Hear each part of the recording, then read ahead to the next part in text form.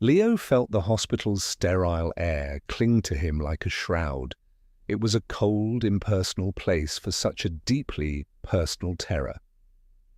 His wife, Clara, was somewhere behind a set of imposing double doors, her life hanging by a thread after a devastating car accident. He had been sitting on the hard plastic chair for 3 hours, a statue carved from anxiety. Every swing of the doors, every squeak of a shoe on the linoleum sent a jolt through his system. He just wanted to see her. He needed to see her. The clatter of expensive shoes approaching pulled him from his trance.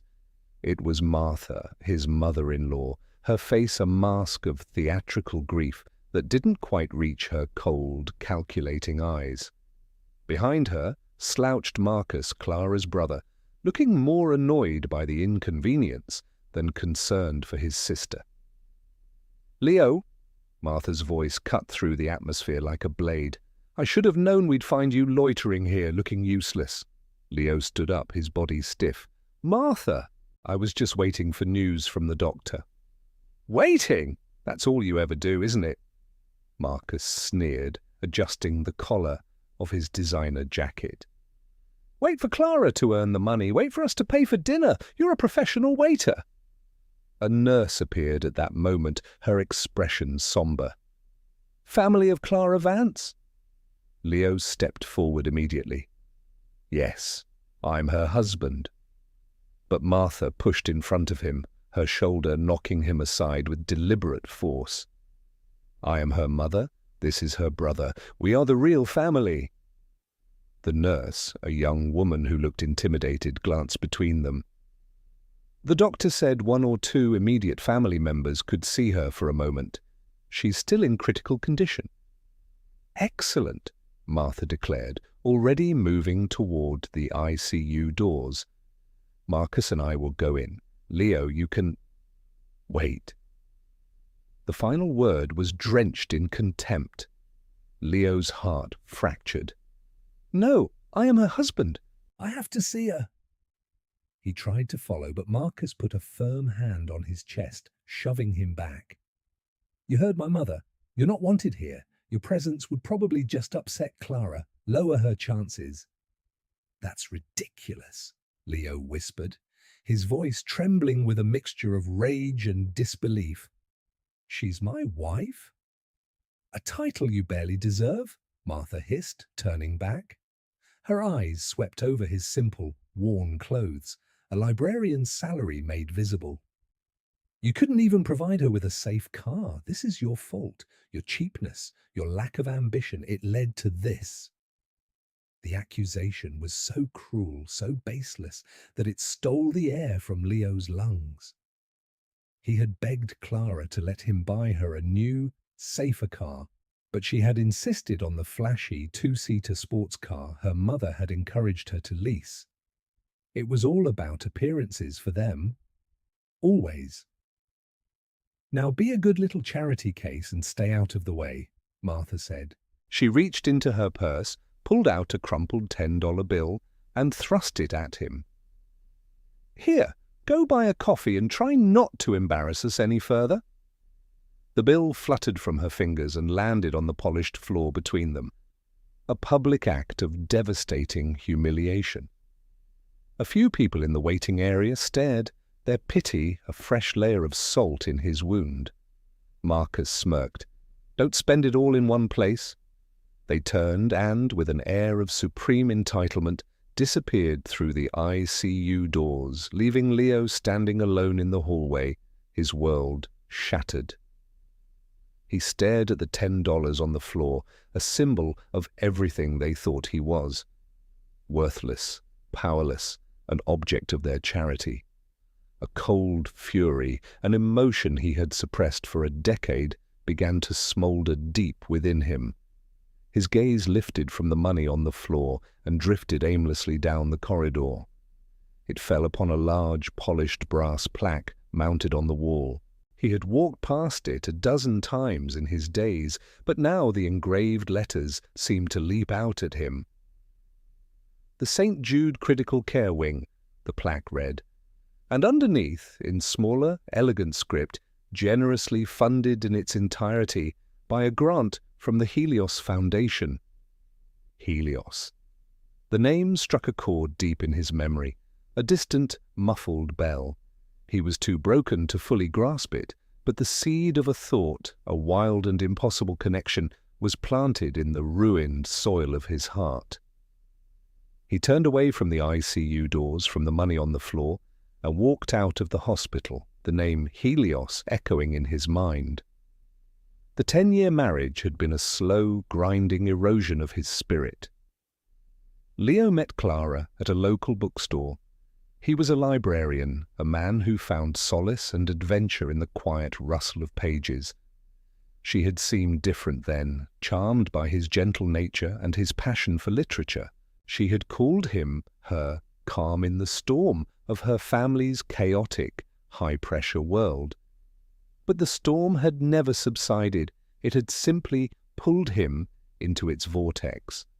Her family, the Vances, were local royalty in their own minds. They ran a mid-level marketing firm that was perpetually on the brink of collapse. Yet they lived a lifestyle of performative wealth, funded by mountains of debt. Martha, the matriarch, believed that perception was reality. As long as they had the right address, drove the right cars, and belonged to the right country club, they were successful. Leo, with his modest salary, his quiet hobbies, and his complete lack of interest in social climbing, was an aberration. He was a stain on their carefully curated family portrait. From the beginning, they had treated him with a thinly veiled disdain that soon became open contempt. At family dinners, Marcus would loudly ask when Leo was going to get a real job. Martha would sigh dramatically about how Clara was forced to work so hard to carry the financial burden of their household.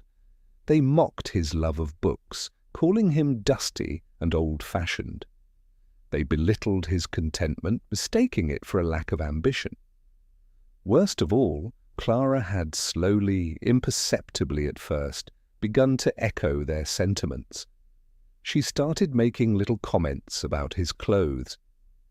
She would sigh when he suggested a quiet night in instead of another expensive dinner out they couldn't afford. She had stopped seeing him as her calm and started seeing him through her family's eyes, as an anchor holding her back. He had endured it all for the woman he loved, the woman he thought was still buried somewhere beneath the layers of her family's toxic influence. He had held on to the hope that she would one day see the truth. But standing in that hospital corridor, with their charity at his feet, he realized that day would never come. They had finally broken something inside him that could never be repaired.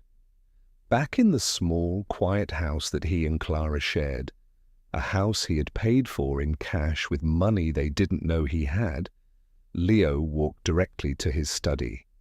The room was his sanctuary, lined with floor-to-ceiling bookshelves. He knelt and pulled up a loose floorboard beneath his desk.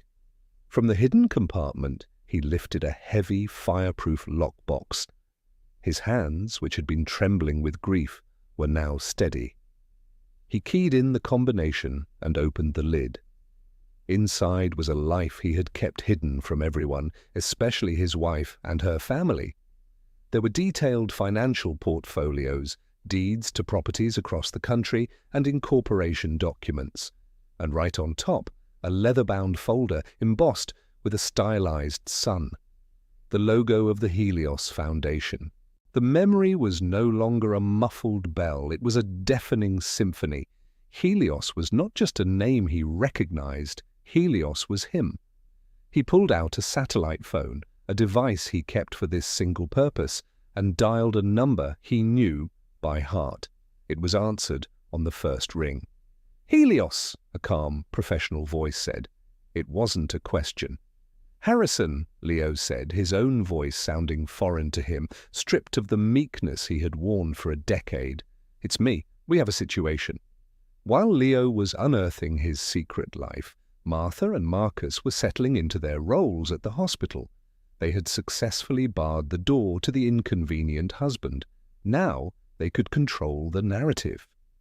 Inside Clara's room, looking at her still, pale form connected to a web of tubes and monitors, Martha's first thought was not of her daughter's pain, but of opportunity. "This is a tragedy," she whispered to Marcus, pulling out her phone. "But it could also be a blessing in disguise." Marcus looked at her, confused. "A blessing? Mum, she almost died." "Don't be so short-sighted, darling," Martha said, already scrolling through her contacts. "People rally around a tragedy. There will be sympathy, fundraisers. Think of the press. Brave daughter of prominent local family fights for her life. It could be the very thing your business needs." Her brother's marketing firm, Vance & Son, was hemorrhaging money. This, in Martha's twisted logic, was a potential lifeline. "We need to get rid of Leo for good," Marcus said, his mind catching up to his mother's scheme. "We can say the stress of his inadequacy caused the accident. We can get power of attorney." "Exactly," Martha smiled, a chilling sight in the grim ICU. "He'll be easy to discard, a librarian. Who would ever believe a word he says against us? He has nothing." He is nothing. Their overconfidence was a fortress, built on years of looking down on Leo. They were so utterly convinced of his weakness, of his powerlessness, that the possibility of him fighting back never even entered their minds. They saw him as a background character in their own grand drama, a minor annoyance to be swatted away. They had no idea they were mocking the very man who held their entire fragile world in the palm of his hand. The office was on the 50th floor of a gleaming skyscraper that pierced the city's skyline. It was a world away from Leo's quiet life of dusty books and condescending in-laws. The lobby was a cathedral of marble and glass. The elevator ascended with a silent, breathtaking speed. Mr. Harrison met him at the door. He was an older man, impeccably dressed, with eyes that held a century of wisdom and the sharp intellect of a master strategist. He had been Leo's father's advisor, and now he was Leo's. He was the only person in the world who knew the full story.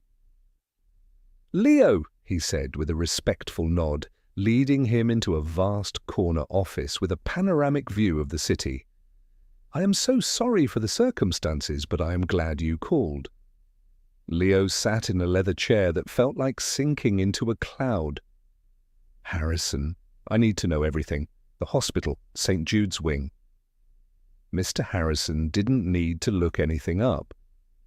The information was etched into his memory. 12 years ago, before you inherited, your father initiated the Helios project," he began. His vision was to make significant, anonymous philanthropic contributions. After he passed, you not only continued that vision, you expanded it. You created the Helios Foundation as its legal entity. He gestured to a screen on the wall. A complex diagram of corporations and trusts appeared. "You are Helios," Mr. Harrison confirmed, his voice steady. "Your personal wealth is insulated through a dozen layers of legal protection, but you are the sole director of the Foundation's board. Your authority is absolute." He brought up another file. It was the grant proposal for the St. Jude Critical Care Wing. "The grant was for $300 million, Harrison said calmly. "It covered the entire construction, staffing, and state-of-the-art equipment. It is, for all intents and purposes, your wing. You funded it." Leo stared at the documents, the scale of it all finally crashing down on him. He had always kept a deliberate distance, allowing Harrison to manage the details. He knew he was wealthy, but he had lived his simple life so convincingly that he had almost made himself forget the power he wielded. "The grant contract," Mr. Harrison continued, "contains several clauses your father insisted upon, specifically the benefactor's prerogative clause. It states that you, as the anonymous benefactor, retain the right to intervene in hospital policy on matters of ethical or personal significance. It's a clause we've never had to activate." Until, perhaps, now. Leo's mind was reeling. The place where he had been so profoundly humiliated was a place he owned. The institution that had allowed his wife's family to deny him entry was an institution that owed its existence to him. The irony was so thick it was suffocating. Then Mr. Harrison's expression shifted. He pulled up another file, this one much smaller. "There is one more thing you should be aware of," he said. "A local community development fund recently received an application from a small firm called Vance and Son Marketing." Leo's blood ran cold. "They were applying for a $500,000 emergency grant to avoid insolvency," Harrison explained. "The application was in its final stage of approval this morning." He paused, letting the weight of his next words settle. "That community fund, Leo, is also one of ours. It is wholly subsidized by a Helios Foundation endowment. Marcus Vance's professional survival is, at this very moment, pending your approval." The world seemed to tilt on its axis. Their fate, their business, their entire house of cards. It was all unknowingly dependent on the charity of the man they despised. For a long moment, Leo was silent. He stared out the window, at the sprawling city below, a kingdom he had forgotten he ruled. He thought of the $10 bill on the hospital floor. He thought of Martha's sneer, Marcus's shove, and a decade of 1,000 tiny cuts to his soul. The grief for his wife was still there, a heavy stone in his chest. But now it was surrounded by a new feeling, a feeling of cold, clear, and absolute resolve. The sleeping giant inside him was finally, irrevocably awake. He turned back from the window, his eyes meeting Mr. Harrison's. The meek librarian was gone. In his place was a man who understood the power he held. "They have spent 10 years showing me who they are," Leo said, his voice low and steady, resonating with an authority he had never used before. "Now I will show them who I am." Mr. Harrison slid a series of documents across the polished mahogany desk. "These will formally activate the benefactor's prerogative clause. You will have full authority at the hospital. These other documents will give me the power to act on your behalf regarding all financial matters connected to the Vance family." Leo picked up the expensive fountain pen. The ink flowed, his signature a dark, elegant declaration of war. He signed document after document, each one a nail in the coffin of the Vance family's arrogance. When he was done, he laid the pen down. "What is the plan?" "The plan will be surgical," Mr. Harrison replied, a hint of admiration in his voice. "We will not be cruel, Leo. We will simply be factual. We will allow their own choices and their own arrogance to be the instruments of their downfall." The strategy session was brief and brutally efficient. Phase 1, establish authority at the hospital, humiliate the humiliators in the very arena they had chosen.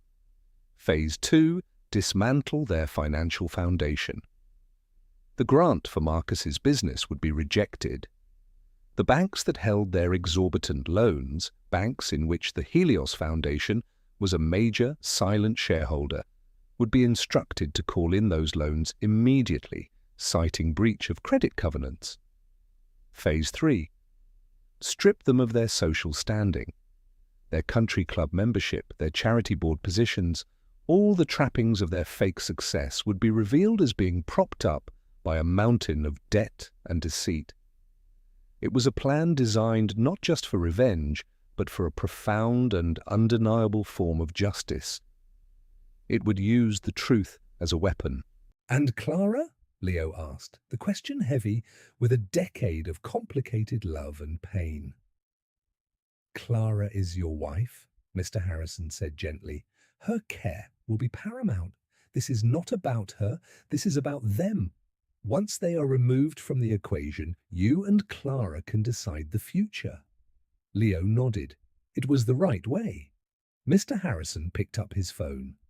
He dialed the private number of Mr. Albright, the chairman of the board for St. Jude's Hospital. "Albright," he said, his tone leaving no room for argument.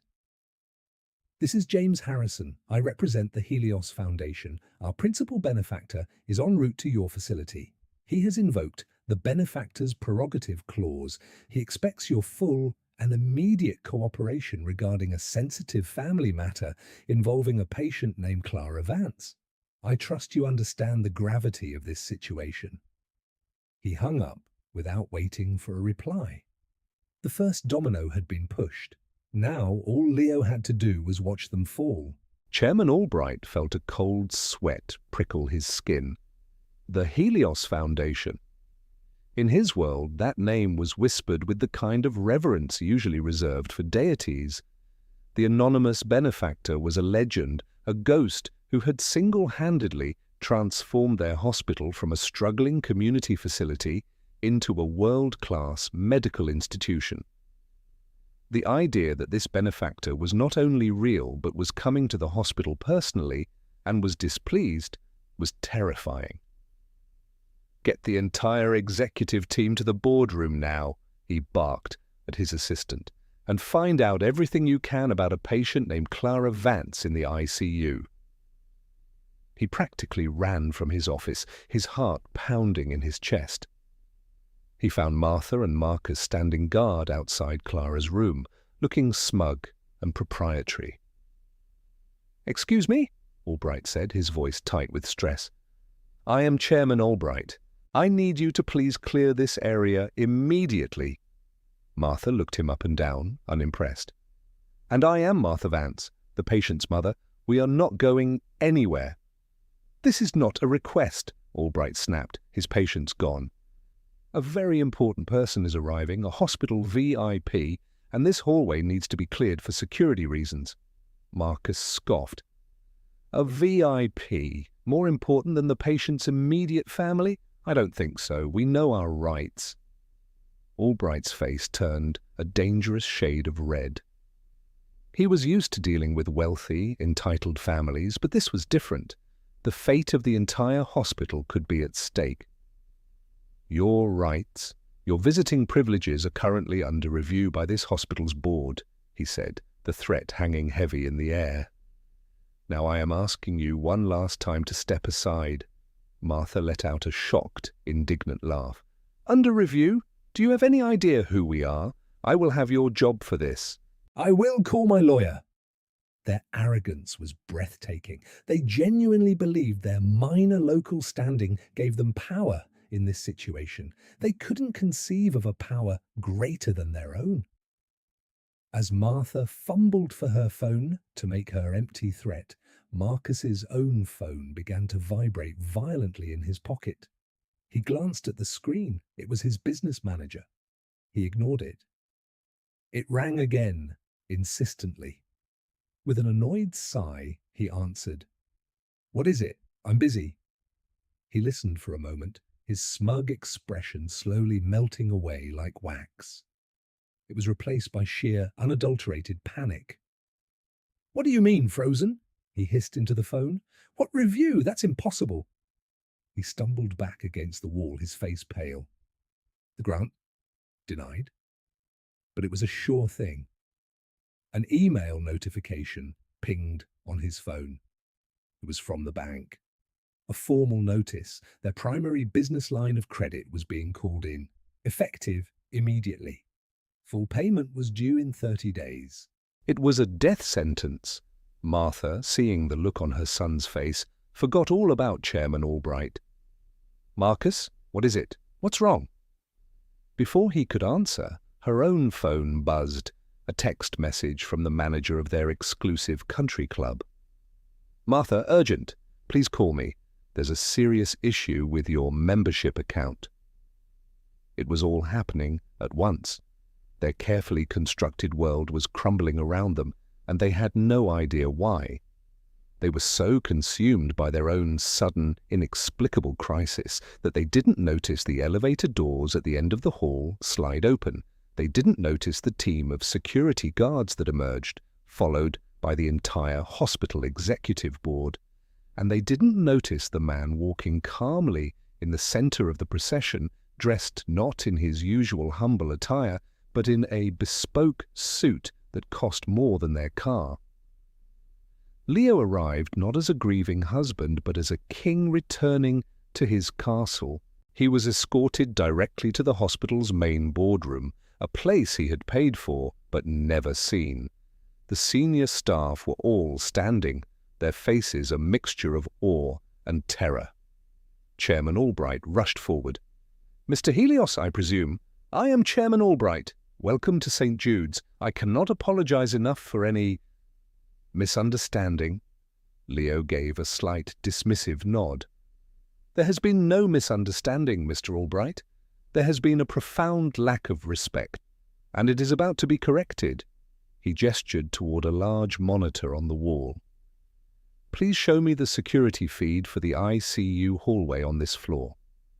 An image flickered to life, showing the chaotic scene outside Clara's room. He could see Martha and Marcus, their faces contorted with confusion and fear as their financial world imploded through their phones. He watched them, his expression unreadable. He felt no pleasure, schadenfreude. He felt only a quiet, grim satisfaction. The satisfaction of balance being restored to the universe. He let them stew in their panic for a few more minutes, a surgeon allowing the anesthetic to take full effect before making the first incision. "All right," Leo said softly, his voice commanding the absolute attention of everyone in the room. "It is time. Please escort me to my wife's room."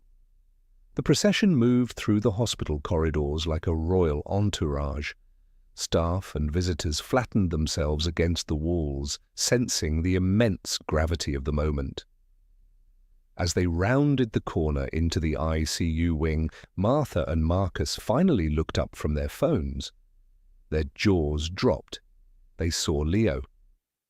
But it was a Leo they had never seen before. He was not the stooped, quiet librarian they so easily dismissed. He was flanked by the most powerful people in the hospital, his posture radiating an aura of untouchable authority.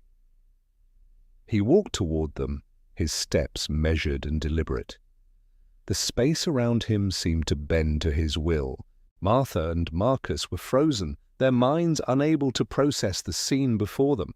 It was like seeing their pet hamster suddenly transform into a dragon.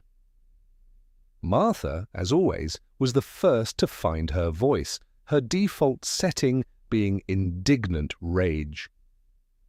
"What is the meaning of this?" she shrieked, pointing a trembling finger at Leo.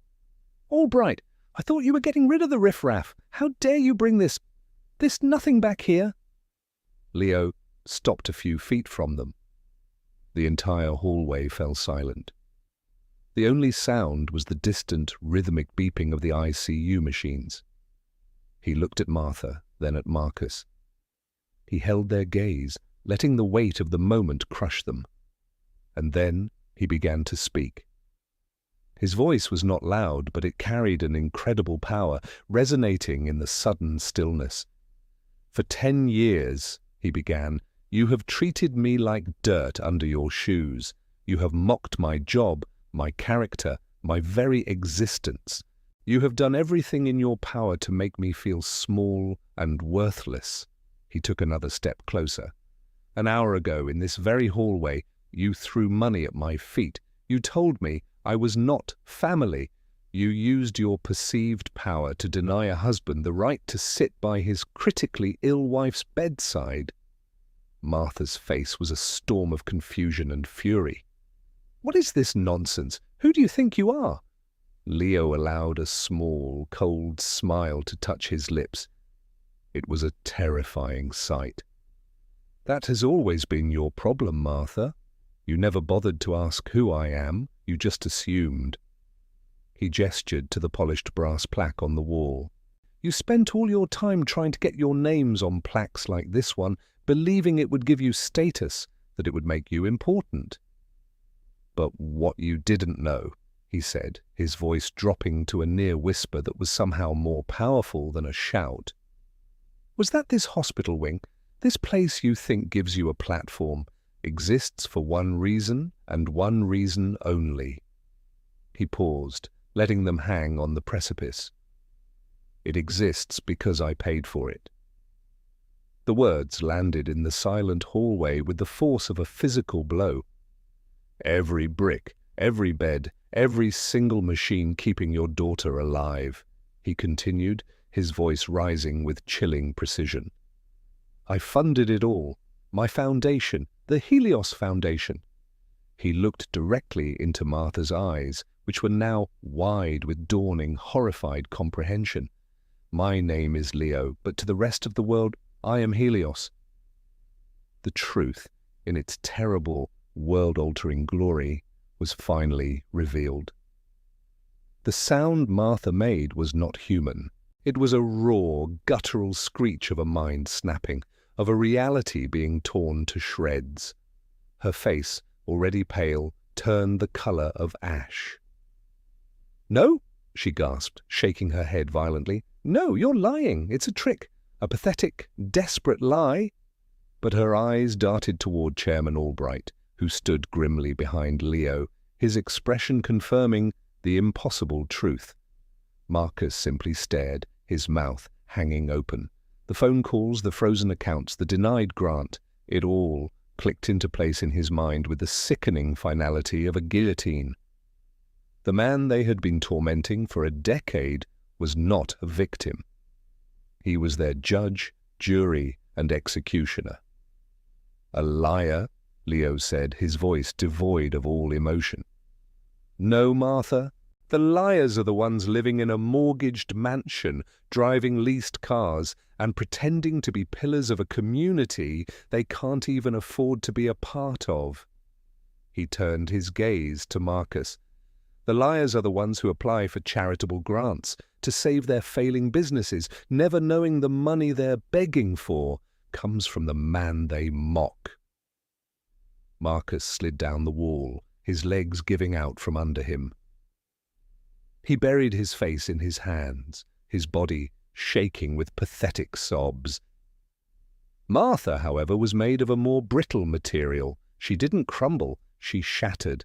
"You did this!" she screamed, her voice cracking with hysteria. "You ruined us! You monster!" She lunged at him, her fingers crooked into claws, her face a grotesque mask of impotent rage. Before she could reach him, 2 hospital security guards stepped forward and gently but firmly restrained her. She thrashed in their grip, a wild animal caught in a trap of her own making. Leo watched her break down without a flicker of expression. He had imagined this moment 1,000 times, but there was no joy in it, only a profound, heavy sense of justice being done. He turned his back on her ravings. He faced Chairman Albright. "These 2 individuals," he said, his voice clear and authoritative, "are a disruption to the healing environment of this hospital. They are no longer welcome on these grounds. Their visiting privileges are permanently revoked." He looked at the security guards holding the now sobbing Martha. "Ensure they are escorted off the property, and inform the local police department that they are to be charged with trespassing if they ever attempt to return." Without another glance at the wreckage of the Vance family, Leo turned and walked toward Clara's room. The ICU doors, which had been a barrier to him just an hour before, were now held open for him with reverent respect. He stepped inside, and the door closed with a soft, final click, shutting out the chaos and leaving Martha and Marcus to their fate. He was finally where he belonged, by his wife's side. The aftermath was swift and absolute. Martha and Marcus were frog-marched through the hospital lobby, their very public and very loud breakdown becoming an instant piece of local gossip. By the time they reached the curb, their social ruin was already complete. The financial ruin followed shortly after. Vance and Son Marketing declared bankruptcy within the week. The banks foreclosed on their mansion. The luxury cars were repossessed. Stripped of their wealth and their reputation, they were forced to move into a small, cramped apartment on the other side of town. The people they had spent their lives trying to impress now crossed the street to avoid them. They were left with nothing but the bitter ashes of their pride. Clara's recovery was a long and difficult process. When she was finally lucid enough to understand, Leo told her everything. He told her about his family, about the fortune he had inherited and hidden, and about the foundation. He told her about the decade of cruelty he had endured from her family, and he told her with a quiet, heartbreaking sadness what they had done to him in the hospital hallway.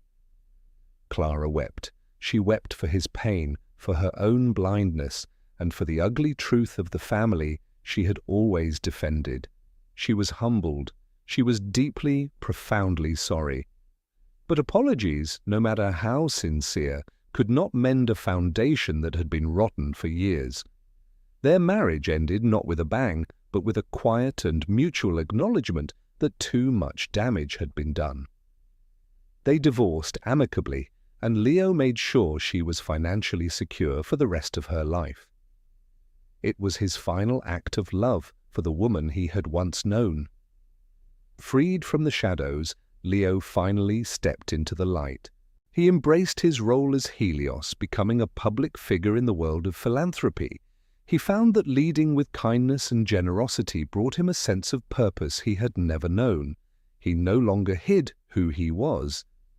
A year later, at a charity gala for the hospital, he met a brilliant surgeon named Dr. Aris Thorne.